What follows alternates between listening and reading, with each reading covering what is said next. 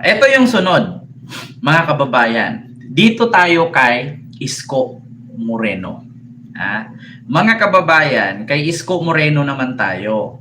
Na ang sabi nila, mga kababayan, ay si Isko Moreno daw ay sumisipsip kay PBBM. Sumisipsip daw kay PBBM. Sabi ko naman, saan banda doon na sumisipsip si Isko? Na which is, ang mga sinasabi ni Isko, totoo naman. 'Di ba? Sumisipsip. Actually, mga kababayan, nilalamog talaga ng mga DDS si Isko. Sabi nga ni Isko, wala naman akong balak pumasok pagka-presidente kasi kadalasan sa mga naging presidente dyan ay nakukulong at ayaw kong makulong. Sabi ni Isko. Ngayon mga kababayan, galit na galit yung mga DDS. Tapos, sabi nga ni Sara, ano ang tawag dyan? Kapoy man kaayo, no? Mga taga Maynila. Gikapoy kay kuha ng mga taga Maynila. Kay grabe gyud ka plastic ang mga taga Maynila. So plastic daw ang mga taga Maynila. Ito mga kababayan. Pakita ko sa inyo Isko ayaw muna tumakbo bilang Pangulo. Kasi may biro si Isko Your presidential bid and medyo matunog yung pangalan nyo and ni Mayor Lenny. Pabayaan niyo na ako dito sa Maynila. Pero steady na lang ako sa Gately. Doon sa early na lunch ng TV ko sa City sa local lang po ako. Sino ba ako makausap na sa inyo? Tatakbo ako. Mayor. Diba? Hindi ko alam bakit bigla nagka-interest sa akin yung mga national political operator. Una-una, hindi ako kandidatong presidente. Kaya huwag niyo kami pagtuunan ng pansin dito. Dito lang po ako sa Maynila. Happy na po ako dito. Pagbubutihan ko na lang dito. Paglingkod sa mga madali. Diba? Ayun po yun mga kababayan. Ito pa. Sana ipagpatuloy ni Yorme lahat ng mga ginagawa niya maganda sa Maynila para sa 2028 pwede na siya ulit. Yan na po. Anong kayo? Okay lang po ako rito. Ako'y nabigyan na ng second chance na mga taga Maynila. I will value it in the next 10 years of our lives in the city. Dito lang ako sa Gedli, sa Manila. Tutulong na lang tayo sa pamahalaan, sa national government. Yan. Diyan dahil sa mga statement ni Isko, ni Yorme, mga kababayan, sinasabihan siya ngayong sipsip ng mga DDS. Kasi kung sino daw ang kanyang kadikit, sabi niya kaibigan. Tapos, kapag kadikit niya si Sara, pumapalakpak tawang-tawa. Kapag kadikit daw si PBBM, pumapalakpak tawang-tawa. So ano naman problema kung dumikit si Isko kay Sara at kay PBBM as long as hindi naman niya sinabihan ng mga masasakit na salita? Diba? Meron pa ngang isang statement si Yorme dito mga kababayan na sabi niya, katunggali ko nga si Marcos. Mayor Isko Moreno Dumagoso is not running for president. Ito mga kababayan. Kaya pumanatag kayo. Sa Gedli lang ako sa 2028. 9 years, nagsabi na ako kahapon Inuurot niya ako kahapon 9 years. Wala na. Gusto niyo pa ba ako umalis? Ganda na ng Maynila Kahit bigyan kayo ng JO na kalabang ko? Kahit bigyan ng JO. Parang may naalala ako dyan sa bigyan ng JO. Parang may nag-advise sa akin yan dati. Kent, umano ka Kent, lapitan mo yung mga kongresista dyan sa Maynila. Tapos, pagtanggol mo. Bakit? Para magbigyan ka ng JO. Sabi ko, ano ba yung JO na yan? Diba? Yan sabi sa akin, lapitan mo si yung District 6 ng ganito. Yung si District ganito. Lapitan mo. Bakit? Para mabigyan ka ng GO. Sabi ko, ano ba yung GO na yan? Hindi ko nga kilala yung mga yan. Yung pala, yung nag-advise sa akin, mga kababayan, ay tuta pala siya ni Ayoko ng pangalanan marami siyang anak. Puro panganay. Ayan yung nagsabi sa akin. Kaya mga kababayan, Si George, Ngayon, wala nang politika. 2028, hindi ako tatakbo. pati si Biko. Mga kayamis, napanood niyo na ba yung... Ito, kahit si Biko, mga kababayan. Tapos, dahil dito mga kababayan, meron kasing nilabas si Isko sa interview lang ng Billionaire News Channel na bago pumutok ang gera sa Iran, merong binigay ang pamahalaang Marcos, no? Na hindi alam to ng taong bayan na, mga kababayan. Si Isko lang po ang nagbulgar nito sa lahat ng politician ng local government unit. Ngayon ninyo sasabihin, mga DDS, sinabihan niyo sip-sip si Isko. Hindi po sip-sip ang ginawa ni Isko. Mga kababayan, nagulat ako nung nalaman ko at napanood ko ang interview ng Billionaire News Channel kay Yorme Isko Moreno na ito ang kanyang binulgar. So, ang sabi ngayon, sip-sip daw si Isko. Pakinggan niyo to mga kababayan. Meron akong ipakita dito sa inyo na mismong si Isko ang nagsabi. Ngayon ninyo sasabihin na si PBBM ay hindi gumalaw. To give credit to others. Ito ngayon ninyo sabihin na si PBBM walang ginawa, no? Na ang sabi ni Robin Padilla, 2 linggo na pinagplanuhan ng Middle East at ng Amerika ang gera na mangyayari. So handa na ba ang ating gobyerno? Sabi naman ni Sara Duterte, no?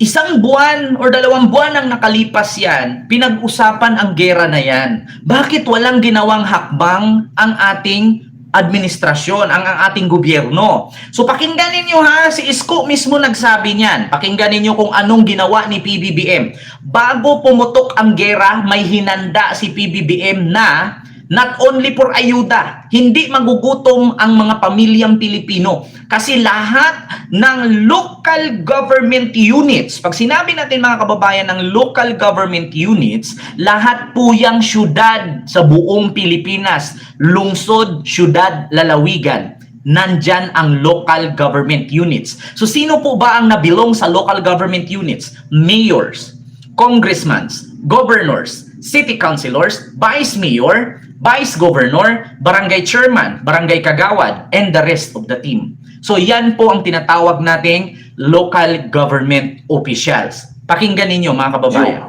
You know, the office of the president again, in the absence of the war, wala pa yung gera. Wala pang gera. About a little less than 2 months ago, all mayors, governors were called by the office of the president through executive secretary. Wala pa ang gera. 2 months ago pa, bago magera. Pinatawag ni Pangulong Bongbong Marcos sa Malacanang, ang mga mayors, mga governors, mga local governments. Kung naalala nyo, si Pam Barry 4, di ba? May picture, pinost na nasa Malacanang sila. At sabi nga ng mga DDS, si Pam daw ay balingbing, bumaliktad na daw. Pakinggan nyo si Isko. Kaya nga, nagulat kayo nung kakabisita lang ni PBBM kay Leni Robredo, nandun naman si Leni Robredo sa Malacanang. Ito. To create the program Falgo. Falgo. Falgo is a paldo? Falgo. Para maging paldo yung mga local government.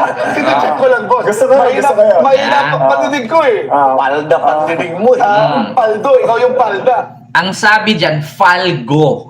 Falgo. Hindi paldo so ibig sabihin, pag sinabing paldo, pera yan pera. Pera ang binitawan ni Marcos. Bago pumutok ang gera, nagbigay ng milyon-milyong pera bawat lungsod, bawat mayors ng Pilipinas. Lahat ng mayors at gobernador may natatanggap. Kaya ngayon ninyo sabihin na walang ginawa si Marcos bago magera. Mga fake news talaga kay mga DDS, kay mga hayop. Tama ito. Pakinggan niyo explanation ni Isko. During the meeting, was directed by the president to redirect some national resources, hindi na doon sa mga usual suspect. Nag-utos si PBBM na mag-release ng pera hindi sa mga congressman. Ayaw na niya sa mga kongresista. Bakit? Ninanakaw lang Hindi sa mga congressman kundi diretso sa mayors at gobernador. Hindi sa mga congressman. Kaya nga sabi ni Isko, ayaw na niyang pangalanan. Ngayon sa local government. I don't wanna name names. Ayaw na magbigay ng category. Basta yun sa... Ayaw niya magbigay ng category. Sa local government. And it created PALGO, Financial Assistance to Local Government Unit, under DAGA or what you call LGSF, Local Government Support Fund. Okay. With that, very clear yung item, yung menu, very clear yung menu. One is soft, and the other is hard. Okay. The soft part. yung hard siya yung soft. Dalawa yan ha, mga kababayan. Dalawang menu or dalawang category ang instruct ni PBBM. Ang pera ay hindi nadadaan sa mga congressman kasi nga mga buwaya. Diretso sa mayors or governors. So ngayon, ang pera na yan, mahahati sa dalawa. Merong madali at merong mahirap. So dito palang transparency to, malalaman mo kung magnanakaw si mayor or magnanakaw si governor. Kasi hindi pinatawag ang mga kongresista eh. Kasi mangyari kasi mga kababayan, kung ibinigay sa mga kongresista to, hindi malalaman ni mayor, hindi malalaman ni governor. Kasi si congressman ang may hawak. So ngayon, diretsyo na kay mayor or kay governor. Ayan, eto. The soft part is very specific. Ayuda yan ha. Yes. One item. To help local farmers of rice. Wow. That's Yes, good. very That's specific good. to. You cannot go beyond this. You will never be allowed. That based on your population, you will be given X amount to acquire rice from the local farmer. Sa mga hindi nakakaintindi, doon sa ibinigay na budget, no? Dalawa, halimbawa 100 million, yung 50 million ibili mo ng bigas sa mga local farmers para yung mga local farmers matulungan at meron silang mga produkto na mga bigas mabibili at hindi matingga. Instead na ibili mo sa mga private dealers, no, mga private tindahan ng bigas, i-direct mo doon sa mga local farmers, sa mga nagtatanim ng palay sa probinsya. Doon ka bumili. Hindi ka doon sa galing sa China, galing sa Vietnam, galing sa Amerika, galing kung saan-saan, Indonesia, or galing sa Thailand, hindi ka doon bibili. Kundi sa mismong Filipino farmers. So, yung pondo na yon, malaking tulong sa mga farmers yun. Kasi doon ibinili ng bawat mayors. So, pangalawa, ito, pakinggan nyo. Agricultural products na locally. Mga gulay. Bibili ng bigas. At bibigyan ng 10 kilong bigas yung mga pamilya. At ang mamimili ng sektor ay local government. Ayan. Ito yung rule doon. Ito magandang portion doon eh. Kaya siya mabilis na mararamdaman. Kasi ibinabasa lokal. Dinownload talaga yung pera. Kami sa Manila. Kami sa Manila. Siya yung pinakauna. Oo nga. 286 million pesos. Diba? Tangan-tangan namin ngayon. 286 million diniretso sa mayors. Ngayon mga kababayan, ang nangyari dyan, sa bawat pamilya, kung ilang libo ang pamilya, kasi ibabudget yan, kung ilang pamilya ang meron sa Maynila, ibabudget mo 10 kilos per family. Kung naggera ngayon ng 2 linggo, hindi mauubos ang 10 kilo. Kung naggera man sa ibang bansa. Kasi may bigas ka na may budget ka. Actually, hindi po ninyo maloko si Yorme dyan kasi ginawa na ni Yorme yan noon. Kung naalala ninyo, nung pandemic, kami sa Maynila, hindi kami gutom. Sumasakit lang yung tuhod namin. Bakit? Una, puro sardinas. Puro Lucky Me. Sakit mo yung tuhod pero busog ka. Di ba? Oo, di ba? Alinang masakit ang tuhod, at least hindi kami gutom. Ginawa ni Isko yan sa mga food facts noon. Na binibigyan kami yan. Bawat pamilya na nakatira, kahit nangupahan ka lang, hindi ka taga Maynila, meron kang box of relief goods. So ngayon mga kababayan, pakinggan niyo ulit. Nag-aantabay na lang kami ng mga rules and this will come on April. That's the data target. So now, we are infusing cash, what you call pump priming. The other month is social relief. Ayan na. Okay. Can you imagine, in the case of Manila, 286 million, it will serve 74,000 Family. individuals or families 6 months of the year. Di ba? Mga kababayan, narinig ninyo ang sabi ni Isko. Kaya dito, sa example ni Isko, yung 200 million, no, sa 10 kilos na bigas per family, nakaka-supply ito ng 70,000 plus families sa Maynila. Ngayon ninyong sasabihin na walang ginawa si Marcos bago magera. At saka sa mga Pilipinong tanga, lalong-lalo sa mga DDS, no? Bakit ninyo isinisi kay Marcos ang mahal ng gasolina? Bakit si Marcos ang sinisi ninyo na, bakit ang mahal ng gasolina? Bakit ganun? Tandaan ninyo mga kababayan, ulitin ko sa inyo, babalik tayo sa history. Bago ko bago tayo magtapos. Ulitin ko sa inyo, dati, nung panahon ng unang panahon, ang Petron pagmamay-ari ng Pilipinas yan. Pagmamay-ari ng Government of the Philippines ang Petron. Kaya nga Petron yan eh. Ngunit mga kababayan, sa kasawiang palad, ibinenta. So darating ang panahon, hindi kasi tayo nag-iisip eh. Hindi kasi nag-iisip ang mga Pilipino at lalo na yung mga politiko. Na darating ang panahon, anong sabi ni Apo Lakay? Itong nuclear power plant sa Bataan. 20 years from now, babagsak ang Pilipinas, magmahal ang kuryente. So pagdating ng 20 years, ang nangyari, bumagsak nga, nagmahal ang kuryente. O kung ginamit ang nuclear power plant sa Japan, sa Bataan, edi sana ang kuryente natin mura. Wala, hindi ginamit kasi natatakot daw baka mangyari ang katulad sa Korea. Yung Petron binenta. So dumating ang gera, naubusan tayo ng stock ng langis or gasolina, nahihirapan tayo ngayon. Kasi bakit? Kadalasan po sa nagmamay-ari ng mga gasoline station ay private sector. Wala pong pagmamay-ari ang Pilipinas ng sariling petrolyo na hawak. Ang tanging magagawa lang ng Pilipinas ay i-control ang presyo. Pero kung anuman ang bili ng mga negosyante ng gas na yan, walang magawa ang gobyerno. Kung ang bili nila dyan ay tag 1 million ang isang barrel, ibebenta mo ng 500,000, edi nalugi yung negosyante. Sino pang negosyanteng magbenta? Ngayon, itong mga DDS na mga putang ina, kung si Digong daw ang presidente, hindi daw ganyan kamahal ang gasolina. Edi sana, pauwiin nyo si Digong, tapos igirahin ng Iran yung Amerika at Israel at wasakin yung oil reserve doon sa Qatar. Tignan, do you think ba si Digong ang presidente ngayon sa gera ng Qatar at ng Middle East? Hindi ba tataas ang presyo ng gasolina? Tandaan ninyo mga DDS, hindi lang Pilipinas ang nagmahal at nagtaas ang presyo, buong mundo, tangina nyo. Buong mundo nagtaas ng presyo kasi buong mundo apektado. Buong mundo apektado, nahihirapang dumaan. Diyan sa daanan nila kasi nga binubomba ng Iran. Sino pang langis makakalusot kung binubomba lahat ng mga courier ng gasolina at crudo. 'Di ba? Hindi lang Pilipinas ang nagmahal. Ang ina nyo, ang Thailand nga, kamahal-mahal na ng Thailand eh. Tumutubo sila ng 25 top baht money doon. 25 baht ang tinaas ng bawat gasolina nila.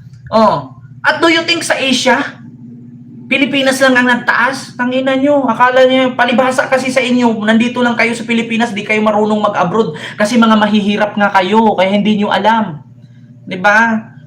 Makoy nanawagan sa mga DDS. Hindi lang Pilipinas ang nagtaas ng presyo ha, mga syunga. Hindi lang Pilipinas. Huwag kayong tanga. Lahat buong mundo yan, nagtaas ang mga presyo. Palibhasa kasi hindi kayo nakakapag-abroad. Kasi nga, mga wala naman kayong pera. Diba? Worldwide yan, mga tanga. Tapos isisisi. Tapos meron pa akong nakita kanina, namigay ng panglibreng gasolina para sa mga motorista ang administrasyong Marcos. Sigaw sila ng sigaw, Duterte. Kung ako nun, itigil ko yun. Diba? Yung Strait of Hormuz, yung passageway ng gasolinahan ay hindi po pinapadaan ng taga-Iran. Binubomba ang bawat dumaan. Kung naalala nyo, may Pinoy pang ang nawawala sa barko eh. Kasi may dumaang barko doon, binumba ng Iran. Diba? Yung Strait of Hormuz. Lahat yan, buong mundo yan, tangina nyo. Ang sabi nila, pag si Digong pa ang naging presidente ngayon, hindi mag-aabot sa ganyan kamahal ang gasolina, tangina nyo. Pinagluluko nyo yung sarili ninyo. Diyos ko naman, anong kinalaman ni Digong? Saan ni Digong i-impact yung gasolina? At alam ba ni Digong na maggera ang Iran? Sige, tanungin ko kayo. Anong kumpanya mag-imbak si Digong? Saang company mag-imbak si Digong ng gasolina? Meron ba tayong sariling preserve? Meron ba tayong company preserve? O reserve? Meron ba tayong gasolinahan na pagmamayari ng gobyerno? Wala. Saan niya ipapa-imbak yung gasolina niyan, aber? Tang ina tong mga to. Ang bububo nitong mga DDS na to, hayop na to. Saan kaya nila ipapaimbak yung mga gasolina? 'Di ba? Utang ina na, palibhasa kasi mga nasa bukid lang kayo. Palibhasa kasi nasa Mindanao lang kayo, hindi kayo nakaka-abroad. Kaya hindi nyo alam yung presyo sa ibang bansa. Bakit hindi nyo subukan dyan sa mga vlogger ng DDS na sinuplayan ng pera para pang abroad nila? Bakit hindi nyo itanong kay Banat Bay, galing Japan yan dahil sa supply na bayad sa kanya? Oh, bakit hindi nyo itanong kay Tio Moreno, kakalabas lang yan galing Thailand, kung magkano ang presyo doon? Palibhasa kasi kayo mga DDS, hindi kayo nakaka-abroad, wala kayong pera, mga mahihirap kayo, mga hampas lupa. Kaya hindi nyo alam kung ano yung Thailand, ano yung Japan, ano yung Vietnam. Mga mahihirap kasi kayo. Yan ang masabi ko sa inyo mga DDS, mga wala kayong kwenta. Kumbaga, kung sa alahas kayo, mga wala kayong karats, lata kayo, pag inapakan, yupi, maingay lang kayo. Diba? Kayo mga DDS, mga putang ina nyo, kung ayaw nyong malait ko kahit masabihan ko kayo mga mahihirap at mga walang kakayahan mag-abroad, no? Marunong naman at matuto naman sana kayo manood ng balita at magbasa. Tang ina nyo. Kaya kayo napagsabihang mga mahihirap kayo, wala kayong pang-abroad eh. Kasi biruin nyo, buong mundo, tumaas ang presyo ng langis. Tapos isisi ninyo kay Marcos, bakit ang taas ng presyo ng langis? Tangina nyo, nagpahiwatig lang kayo na wala kayong pang-abroad eh. Subukan nyo kayang lumipad ng ibang bansa, mag-travel kaya kayo. Sa bagay, wala kayong pang-travel, kaya mahirap nga kayo. Tangina nyo, pambili nga lang ng bigas, nahirapan kayo. Sasabi-sabi nyo, 20 pesos, mabaho. Pero nung naglabas ng 20 pesos, aba, nauna pa ang mga DDS pumela. Diba? Kaya kayo nasasabihang mga mahirap kayo, mga hayop kayo eh. Literally literal, yung mga DDS, mahirap talaga yan. Mga walang pera yan, mga pangit, mga manyakis, mga patay gutom. Tignan ninyo, pumunta ng dahig, nag-agawa ng humba, nag-aaway. O mga manyakis, yung isa nakaigit sa spa. Tapos, di ba, pumunta ng dahig, yung mga vlogger doon, nagjujuwa-juwa. Tapos ito namang si Harry Roque, nagselos. Hindi nyo ba alam? Si Alvin at saka si Tio Moreno, nagjuwa yung dalawa. Tapos si Harry Roque, galit na galit. Nagselos siya sa pagmamahala ni Alvin at ni Tio Moreno. Kaya pinagalitan niya, nag-away tuloy. Yung dalawa. Kasi nainggit ang putang inang bakla. Diba? Sa Japan nga rin, kamahal-mahal na ng gas. Halos lahat, buong Asia, nagmahal ang gas. Kasi apektado tayo sa gera. Punyeta tong mga DDS na to. Ang bububo ninyo, mga hayop kayo. Maghanap kayo ng paraan kung paano hindi gumamit ng gas. Hindi maglakad kayo, tanginan nyo. Kung wala kayong pampasok sa trabaho kasi walang gas, hindi wag kayo pumasok, tanginan nyo. Diba? Problema ba yan? Kasalanan pa ni PBBM? Pag dumami ang anak, kasalanan ni Marcos? Pag nagmahal ang gasolina, kasalanan ni Marcos? Bakit? Ginusto ba ni Marcos na magira ang Iran at ang Israel? Tanginan nyo, mga bobo kayo, mga DDS kayo. Pag nabuntis ka dyan, isisi mo sa gobyerno. Pag nanganak ka ng Doremi Pasulatido, yung sunod-sunod, 1 year lang ang pagitan, isisisi sa gobyerno kasi walang makain. Putang ina nyo. Ano kasalanan ni Marcos dyan sa mga katangahan ninyo? Ultimo kabubuhan ninyo, kasalanan ni Marcos. Pag namatay daw si Digong, kasalanan ni Marcos. Nakulong si Digong, kasalanan ni Marcos. Hindi naman si Marcos nagpakulong yan. Diba? Diyos mio Marimar, tigil-tigilan nyo yan. Kaya napagkamalan kayo, napagsabihan kayong mga mahihirap eh. Napagsabihan kayong mga walang pera eh. At hindi nyo afford mag-abroad kasi hindi nyo alam yung presyo sa abroad eh. Diba? Yan kasi panay bukid lang kasi kayo. Subukan nyo namang pumasyal sa syudad. Saka mga DDS, huwag kayong magpahalatang mahirap. Bumili naman kayo ng radyo, di ba? May radyo naman siguro. Mga DDS na mga taga-bukid. Bumili kayo ng radyo, may battery naman yung dikdikin ninyo, tapos ibilad sa init para magkaroon ng battery ulit. Ako, alam ko yan eh. Pag wala ng battery yung radyo, dikdikin mo, ibilad mo sa init, tapos isaksak mo ulit, makinig ka ng balita, tangina mo. Kaya nga kadalasan sa mga DDS, hindi yung mayaman kasi bobo. Hindi umuunlad ang buhay. Pag ibalita ng kapwa DDS, wala, ang mahal-mahal na, kasalanan to ni BBM. Tangina tong mga to. Ultimo pag nakaigit ka sa spa, kasalanan ni Marcos. Ultimo pagka nagpagawa ka ng ilong na baliko ang ilong, kasalanan ni Marcos. Putang ina ka. Bakit si Marcos ba nag-surgeon yan? Si Marcos ba nag-opera? Yung iniyot ka dun sa spot, nakaigit ka sa 3 tuwali at chinarge ka ng 1.5, kasalanan ni Marcos yan. Sa kalandian mo yan, kabaklaan mo yan. Diyos ko naman. O di ba, Ma'am Kelly, kahit nga dyan sa UK, ang mahal na eh. Oo. Ay, nako. So yun lang po mga kababayan.